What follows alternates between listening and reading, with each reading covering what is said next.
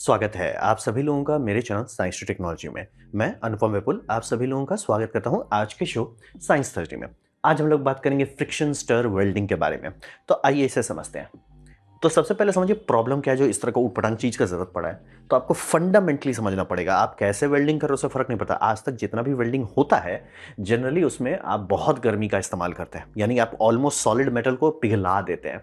तो ये बहुत केयोटिक प्रोसेस होता है और ये हाईली लोकलाइज्ड होता है, यानी कि ऐसा नहीं कि पूरा मेटल धीप रहा है, नहीं तो कोई वेल्डिंग कर ही नहीं पाएगा। आपको उसको मतलब सिर्फ जहाँ पे चाहिए वहीं पे आप उसे पिघलाते हो और फिर कर देते हैं। तो ये थर्मल डिस्टॉर्शन डालता है, ये होगा ही। ये जो आप करना चाह रहे हैं, जिस तरीके से करना चाह रहे हो उसमें ये तांडव होगा ही। चाहे आप लेजर से वेल्ड कीजिए, मिग से कीजिए, टिक से कीजिए, स्टिक से कीजिए, ये सब होगा ही। तो ये एक सीरियस समस्या बन जाता है। दूसरा, आपको मे या मे नॉट आपको ज़रूरत पड़ सकता है फिलर मटेरियल डालने का या ना डाल, जैसे कि जो लोग मिग वेल्डिंग करते हैं डंडी लेकर डालते रहते हैं और वो आप तीसरा मटेरियल डाल, मतलब दो चीज़ को आपको वेल्ड करना है उसमें आप तीसरा वेल्डिंग डाल रहे हो, तो वो कुछ कुछ केसेस में एक्सेप्टेबल नहीं होता है। तो एक समस्या बन जाता है। और कहीं आपको नहीं डालना है तो नहीं डालिए, जैसे लेज़र के कारण में कुछ कुछ अगर बहुत हैवी रिक्वायरमेंट नहीं है तो आप बिना उसके चल सकते हैं। लेकिन आप समझ रही ये भी एक एक्स्ट्रा स्टेप बन जाता है। और गैस और मोल्टन मेटल साथ में नहीं रहना चाहते हैं, यानी कि आप कोई भी मेटल लीजिए, जैसे एल्युमिनियम लीजिए, आपका एल्युमिनियम ऑक्सीजन से रिएक्ट नहीं करता क्योंकि वो एल्युमिनियम ऑक्साइड का कोटिंग बना लेता है। वो बात सच है, बस वो सच नहीं है अगर आप 1000 डिग्री सेल्सियस तक उस बेचारे को पिघला दे रहे हो। तो मतलब आप जब ये कर रहे हो तो वहाँ पे वो सच नहीं है।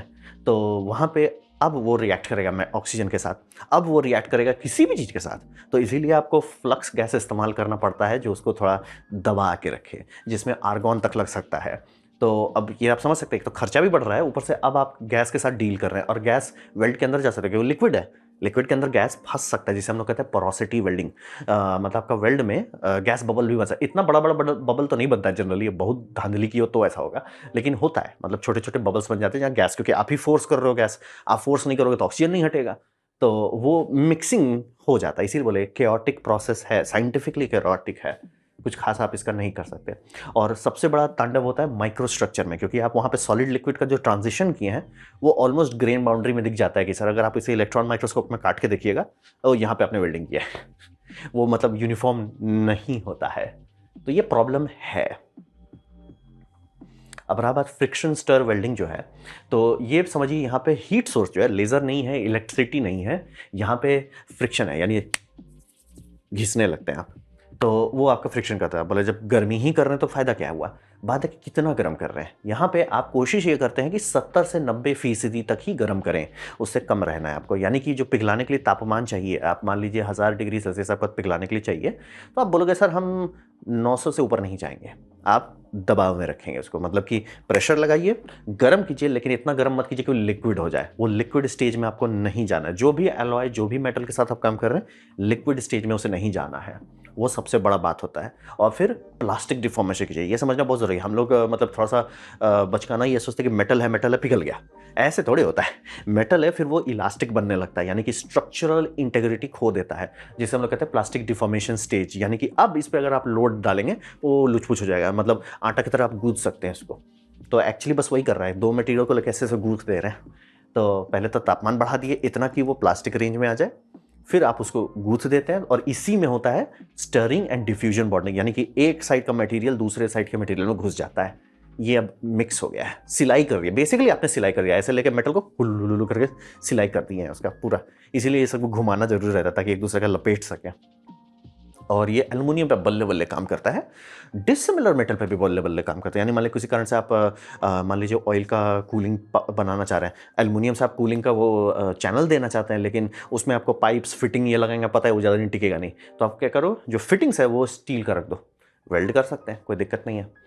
फिर जैसे इलेक्ट्रॉनिक्स में कि बस बार आपका कॉपर है, ये एल्युमिनियम है, दाम कम करने के लिए आपका जगह था, लेकिन जहाँ पे वायर अटैच होगा वहाँ हाई ये चाहिए, क्या बोलते हैं, वहाँ लो रेजिस्टेंस चाहिए, वहाँ पे अपना कॉपर का पैग डालना चाहते हैं। भैया कॉपर का पैग है, एल्युमिनियम का बस बार है, दोनों की वेल्डिंग करानी है, दोनों की शादी करानी है, वो ये बोलता है हम करा देंगे, दबाव डाल देंगे, दबाव डाल के मिला देंगे, हो जाएगा, ये कर लेते हैं। और एरोस्पेस में खूब यूज़ होता है, अपना समझ के यूज़ होता है। और इसमें क्वालिटी कंट्रोल बहुत अच्छे से आप दे सकते हैं। मतलब कि ये जो इंजीनियर, क्योंकि स्पार्क नहीं है, गैस नहीं निकल रहा है, इसको अगर आप चाहें तो एकदम कैमरा लगा के आराम से मॉनिटर कर सकते हैं कि सही से ग्रेन बाउंड्री हो रहा है कि नहीं, टेम्परेचर मॉनिटर कर सकते हैं। क्वालिटी कंट्रोल अच्छा होता है इसमें, यानी कि आप एक बार करना शुरू कीजिए, एक बार प्रोसेस डाउन कर लीजिए, फिर आपका 100 पीस कीजिए, लाख पीस कीजिए, जो का त्यों निकलेगा। अब रहा बात कि इम्प्लीमेंटेशन कैसे करते हैं, ठीक है, वो तो आइडिया हो गया, इम्प्लीमेंट कैसे करते हैं। तो पहले आपको फोर्स लगाना है। तो फोर्स लगाने के लिए लुचपुच ना हो जाए तो क्लैंप चाहिए। यानी ये डिज़ाइन में जितना क्लैंप लगता है उतना आप किसी और डिज़ाइन में नहीं देखेंगे। लेज़र को तो कुछ चाहिए ही नहीं, हवा में भी कर सकता है, लेकिन ये दबा के क्लैंप मांगता है। मतलब वेल्डिंग में बहुत कम ही चीज़ें जो इतना बोलता है कि नहीं सर एकदम मिलीमीटर भी इधर से उधर नहीं होना चाहिए, एकदम क्लैंप आपको करना पड़ता है। और मशीन रिजिड होना चाहिए, क्योंकि आप फिजिकल कॉन्टैक्ट फोर्स लगा रहे हैं, इलेक्ट्रिक आर्क नहीं जंप कर रहा है, तो आपको दबाव डालने लायक, मतलब जो आपका मशीन है वो दबाव डालने लायक होना चाहिए। और आपका वर्क पीस भी हिलना डोलना नहीं चाहिए, नहीं तो वेल्डिंग नहीं होगा। तो ये सब थोड़ा सा सीरियस, मतलब कि रिजिडिटी आपको चाहिए। 3D प्रिंटर जैसा लुचपुच मशीन नहीं चाहिए, CNC जैसा हैवी मशीन चाहिए। आरपीएम कितना चाहिए वो ज़्यादा नहीं चाहिए। थैंकफुली ये सबका आरपीएम पागल जैसा नहीं होता है, मतलब आपका 1000 में ही काम निपट जाता है। उससे ऊपर जा सकते हैं, ऐसा लॉ ऑफ फिजिक्स नहीं है कि कोई मेटल नहीं जाएगा, लेकिन जनरली 1000 में काम हो जाता है। और टॉर्क बहुत डालते हैं, अपना समझ के टॉर्क डालते हैं। मतलब मोटर को चुना जाएगा कि सर टॉर्क दो, सर आरपीएम ज़्यादा ना दो, टॉर्क दो। और जो आपका टूल हेड है, यानी कि जो शादी कर रहा है ज़बरदस्ती करके, वो वेयर रेजिस्टेंट होना चाहिए, क्योंकि आप मेटल ग्रेन्स की बात कर रहे हो, वो घिस देगा आपका मटेरियल को। और भी गर्म है, तो गर्म तो मेटल ग्रेन भी है, लेकिन आप भी गर्म हो रहे हैं कॉन्टैक्ट से, इसीलिए गर्मी में कोई भी चीज़ आराम से घिसा जाता है। तो उसको थोड़ा सा टिकाऊ मटेरियल चाहिए। तो अगर एल्युमिनियम पे काम कर रहे हैं, हार्डन टू स्टील के पीछे लोग पड़ते हैं, तो वैसे ही करके आपको डिज़ाइन करना पड़ता है कि सर थोड़ा वजन रहे। और अगर स्टील पे या टाइटेनियम पे काम करना है तो ये सब कार्बाइड हो जाएगा या सिरामिक हो जाएगा, जो उतना स्ट्रेस संभाल सके। तो ये चाहिए। और प्रोब का प्लंजिंग करना पड़ता है, ये इसका एक फचांग चीज़ है। मतलब कि जनरली ये जो प्रोब होता है ना, वो घुसता है, वो ऑलमोस्ट ड्रिल जैसा है, वो घुसता है फिर वो गूंथता है। तो जहाँ गूंथ लिया है वो एकदम बल्ले बल्ले, उसको आप इलेक्ट्रॉन माइक्रोस्कोप में देखिए बल्ले बल्ले। लेकिन जहाँ पे ये प्लंज किया गया था, प्लंज कट जाता है, वहाँ पे वेल बन जाता है, वो फचांग वाला है। मतलब कुछ ही डिज़ाइन मैंने देखा, मैंने एक भी कोई ढंग का यूट्यूब वीडियो नहीं मिला जहाँ बिना प्लंज कट वाला हो। लेकिन आपको ध्यान देना होगा कि मतलब जैसे मान लिया आपको ये स्ट्रक्चर, ये डब्बा में मेरे को ये करनी है, कहाँ से आपका एंड मिल आएगा वो आपको डिज़ाइन करना होता है।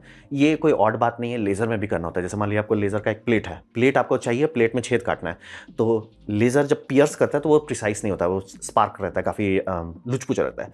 तो पियर्सिंग जो है, जहाँ एज है वहाँ पे नहीं किया जाएगा, उससे थोड़ा सा अंदर लेके एक रफ जगह पे रफ कट मारेंगे। जब वो प्लंज करेगा तब लेज़र सफाई से काम करेगा। ये लेज़र का मान लीजिए आपको जो डिस्क है वो चाहिए, तो बाहर से लेज़र लाएंगे ताकि एज अच्छा से रहे, नहीं तो अगर एज में डायरेक्ट स्टार्ट किए लेज़र, वो जगह पे लुचपुच बनेगा। तो इसके साथ भी वही होता है, प्रोब जहाँ पे जा रहा है, जहाँ एंट्री हो रही है, वो लुचपुच रहेगा, तो आपको डिज़ाइन करना रहता है। कुछ कुछ केस में यह रहता है कि जैसे मान लीजिए आपको बॉक्स वेल्डिंग करना है, बॉक्स में कोई खाली जगह नहीं है, आप एक दूसरा मटेरियल रख सकते हैं जिसमें प्लंज करके उससे मतलब ड्राइव कर लीजिए, और फिर एंड करके जब पूरा वेल्डिंग कर लिए फिर आके यहाँ से निकाल लिए, अब वो मटेरियल आपका अलग रहेगा, फ्री रहेगा। और तो थोड़ा सा आपको ध्यान देना होता है, मतलब बिना सोचे समझे नहीं कर सकते, थोड़ा सा ध्यान देना होता है। हाँ, इसमें फिनिशिंग पास चाहिए होता है। ये इसमें तो ये लगता है शायद ऐसा कर दिए कि स्वार्फ फेंका जा रहा है, जनरली स्वार्फ उस पर चिपका रह जाता है, तो वो आपको थोड़ा सा सफाई करना पड़ सकता है। मैनुअली भी कर सकते हैं, जनरली मशीन की बात हो रही तो लोग करते नहीं है, लेकिन आपको एक पास देना होगा। लेज़र जैसा नहीं कि लेज़र की है चलो फेंको, वैसा नहीं है, थोड़ा ध्यान देना होगा। और हाँ, टेम्परेचर मॉनिटर करना है, क्योंकि आपके पास पावर इतना है कि आप मेल्ट कर सकते हैं। आपको बस ध्यान देना है कि सर गर्म ज़्यादा हो रहा है तो इसलिए थोड़ा स्लो करो, आरपीएम थोड़ा कम करो, मेंटेन करना होता है। सही टेम्परेचर मेंटेन कीजिए तब क्वालिटी रहेगी। अगर आप पिघलाने ही लग गए तो फिर वो सारा साइड इफेक्ट आ जाएगा वापस। तो ये हुआ इम्प्लीमेंटेशन। अब बात करते हैं इसका यूटिलाइजेशन कहाँ हो रहा है। तो इसका समझिए, पेटेंट जो है बहुत पुराना पेटेंट है, सोवियत यूनियन में रखा गया था, 1967 का है। अब रहा बात कि उस टाइम से उतना यूज़ नहीं है, इसलिए बोला थोड़ा और था इसके बारे में रिसर्च करना। इलेक्ट्रॉन बीम वेल्डिंग भी लोग यूज़ करने लगे थे, लेकिन ये उतना यूज नहीं हुआ। इसका जो ताज़ा रिसर्जेंस है कि मतलब सब लोग अब इसके पीछे पड़ गए हैं, वो वेल्डिंग इंस्टीट्यूट TWI जो है, यूके का इंस्टीट्यूट है, उन्होंने मतलब ऑलमोस्ट कमर्शियल पेटेंट जो अभी है वो 1991 में किया, मतलब अब तो एक्सपायर हो गया पेटेंट। तो ये इन्होंने कर दिया। और उसके बाद 1990s में, यानी कि 93, 95, ये सब में सब लोग टूट पड़े हैं इसके पीछे। और ग्रैंड मतलब अगर आप वेल्डिंग को देखिए, कितना पहले से हम लोग थर्माइट वेल्डिंग कब से कर रहे हैं, तो बहुत रीसेंट है ये। मतलब ओवरऑल वेल्डिंग में तो ये सोच भी मतलब 1967 भी बहुत पहले नहीं है, हम लोग मेटल तो कब से कर रहे हैं। तो ये बहुत ही रिसेंट है टेक्नोलॉजी। इसमें कंज्यूमेबल नहीं होता है, यानी कि आपको आर्गॉन नहीं चाहिए, नाइट्रोजन नहीं चाहिए, कंप्रेस्ड एयर नहीं चाहिए, ये बहुत बड़ी बात है। और स्टिक नहीं चाहिए, मिग वायर नहीं चाहिए, बहुत बड़ी बात है कंज्यूमेबल ना होना। और जो आपका टूल है वो टिकता है, मतलब ऐसा नहीं होता कि तुरंत आज लगाना शुरू किए 1 घंटे बाद खत्म हो गया। एंड मिल जितना जल्दी नहीं घिसता है, मतलब टिकता है, बंदा संभाल पाता है लोड, तो उसमें आपको उतना टेंशन नहीं है। और वही बोले इसमें टॉक्सिक फ्यूम नहीं होता है, मतलब मोल्टन मेटल नहीं है, रिएक्शन नहीं है, फ्लक्स नहीं है, फ्लू नहीं है। आप मतलब समझ रहे, एक बंदा है आराम से वहाँ पे वेल्डिंग और आप वहाँ ऑलमोस्ट ले जाके देख सकते हैं। लेज़र में करेंगे आपको मिसाइल मार दिया जाएगा, वेल्डिंग में कीजिएगा अंधे हो जाइएगा, मतलब अल्ट्रावायलेट निकलता है उससे, तो बहुत सीरियस समस्या रहता है। इसमें आप एकदम पास में रहिए, कोई टेंशन नहीं है। गैस उसका भी रिस्क नहीं है कि गैस लीक हुआ, ऑक्सीजन डिस्प्लेस कर दिया, लोग ऊपर चले गए, वो भी नहीं होगा। ये मतलब सेफ्टी के मामले में कि सर हमारे तो यहाँ रॉकेट इंजीनियर्स बैठे पड़े हैं, ये लोग सीरियस आदमी हैं, इनको रिस्क नहीं लेना चाहिए, ये डाल दो सर, सुरक्षित रहेंगे। काफ़ी मतलब सेफ रहता है। बोले मोल्टन मेटल है ही नहीं तो काफ़ी सुरक्षित है। हाँ, और ये ग्रेविटी इंडिपेंडेंट है, यानी कि आपका मशीन कैसा भी है कहीं पे भी वेल्डिंग करना, मतलब ऐसे भी तो हो जाता है वेल्डिंग, हाँ भी और नहीं भी। जैसे आपको पाइप वेल्ड करना है, कोशिश ये की जाएगी पाइप घुमाया जाए। बोले ऐसा क्यों? क्योंकि अगर आप वेल्डिंग नीचे की तरफ से करेंगे, बहुत बहुत ध्यान से देना होगा, तुरंत वेल्ड ये करो, मोल्ट करो, वो करो, क्योंकि अगर मोल्टन पूल ज़्यादा हुआ तो गिर जाएगा ना। ग्रेविटी बोलेगी आ जाए बेटा नीचे। तो ये ग्रेविटी डिपेंडेंट नहीं है, क्योंकि आप लिक्विड नहीं कर रहे हैं और फोर्स लगा के कर रहे हैं, तो ये आपके कंट्रोल पूरा देते हैं कि रोबोट किसी भी साइड से कहीं से भी कर सकता है। लेकिन हाँ, क्लैंप्स आप देख सकते, मतलब कि रॉकेट का टंकी का जितना दाम नहीं होगा उससे ज़्यादा दाम इसमें लगा है इसको क्लैंप्स बनाने में। और एरोस्पेस हो जाए, और बेसिकली जहाँ पे भी स्ट्रिक्ट रिक्वायरमेंट है कि सर हम जैसे अब ये एरोस्पेस में क्यों है, यहाँ नॉर्मल एल्युमिनियम नहीं यूज़ होता है, यहाँ लिथियम एल्युमिनियम एलॉय यूज़ होता है। अब उसको लिथियम एल्युमिनियम एलॉय का वायर आप कहाँ से लाइएगा, भचांग बहुत हो जाएगा। तो इसीलिए जहाँ पे है कि सर हमको उप्स नहीं लेना है, हम अफोर्ड कर सकते हैं जो भी खर्चा आएगा, और ये उतना महंगा नहीं होता है। फचांग इसलिए महंगा है कि उतना कॉमन नहीं है, लेकिन टेक्नोलॉजी महंगी नहीं है, मतलब और चलाना तो सस्ता ही पड़ता है, तो इसीलिए महंगा नहीं है। बस मतलब सर एंट्री कॉस्ट हाई है, लेकिन एक बार आप आ जाओ तो उसका तो हाँ नॉर्मल है, कोई टेंशन वाली बात नहीं है। अब रहा बात कि भविष्य में हम लोग क्या एक्सपेक्ट कर सकते हैं, तो यहाँ समझिए कि ये इंडस्ट्री में धीरे धीरे जाइंट बनते जा रहा है, यानी कि इंडस्ट्री ऑलमोस्ट वहाँ मिग हो गया, टिग हो गया, ये सब होकर निपट गया। फिर लेज़र आया, लेज़र अब निपट के हमारे पास आ रहा है, अब इनके पास जा रहा है, ये क्या बोलते हैं, fusion welding, friction stir welding. और डिमांड अभी मैन्युफैक्चरिंग का भागते जा रहा है। ऑब्वियसली पूरी दुनिया बेटर डिमांड चाहती है, बेटर मैन्युफैक्चरिंग चाहती है, क्योंकि मैन्युफैक्चरिंग में कचरा बहुत बनता है। अगर आप मैन्युफैक्चरिंग अच्छे से कीजिए, बल्ले बल्ले, तो कोई टेंशन है नहीं। मतलब आप बोलिए ना सर ये 2% बेटर है, लोग बोलेंगे चुपचाप से पैसा लो हमको दे दो, और ये तो बहुत बेटर है। और फिर ऑटोमेशन में जो एडवांसमेंट हो गया, यानी कि रीसेंट टाइम्स में, मतलब कि सीएनसी इतना पहले आता था जहाँ पे पंच कार्ड से आपके प्रोग्राम डाले जाते थे, तो वो सब के हिसाब से बनाए। इसको है कि सर हमको तो क्वालिटी कंट्रोल चाहिए। आज का सीएनसी बोलेगा सर वो तो कोई बड़ी बात है ही नहीं, हमारे 3D प्रिंटर में लाइडार लगा हुआ है, कोई बड़ी बात नहीं है। तो ये मतलब आसान कर देता है, मतलब इस टेक्नोलॉजी को अब पचाना आसान हो जाता है। और एरोस्पेस में जो सब लोग कूद पड़े हैं, बोले गोदरेज से लेके होंडा तक लेके सब अब रॉकेट बना रहे हैं, तो सबको चाहिए ये वेल्डिंग। लिथियम एल्युमिनियम एलॉय से बेटर कुछ है नहीं, और उसको ढंग से वेल्ड करने के स्टर्लिंग वेल्डिंग से कुछ है नहीं। और उससे कैसे आप जानते हो सुरक्षित तरीका है, जेफ बेजोस के बगल में खड़ा रहता है। ऐसे ही आप जानते हो अगर अमीर लोग किसी टेक्नोलॉजी के बगल में खड़े हैं, यानी वो टेक्नोलॉजी सुरक्षित है। तो ये एरोस्पेस का डिमांड के चलते इसका खूब है, और इलेक्ट्रिक सेक्टर इसको खूब प्यार करता है, इलेक्ट्रिक व्हीकल। क्यों?